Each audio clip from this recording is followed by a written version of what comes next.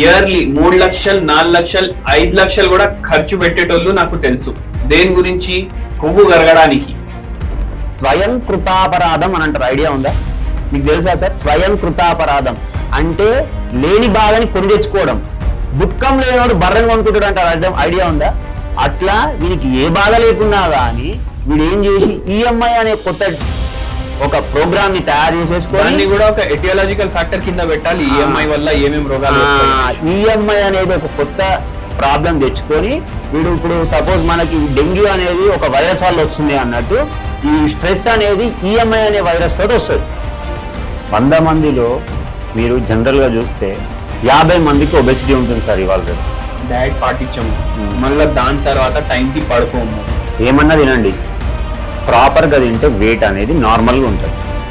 అయితే మీరు ఇప్పుడు అన్నారు కదా ఫుల్ బ్లోటింగ్ అనిపిస్తుంది అది ఇది అనేసి. ఒక డాక్టర్ ది లైఫ్ ఎట్లుంటది? మార్నింగ్ 6:30కి లేచిన మీరు 10కి క్లినిక్ కి పోయినా అంతకు ముందు కూడా మనకు ఫోన్లు ఉంటాయి, అవి ఉంటాయి, ఇవి ఉంటాయి, ప్లానింగ్ ఉంటుంది. మళ్ళా నైట్ వచ్చేసి మీరు 11:30కి వస్తారు ఇంటికి.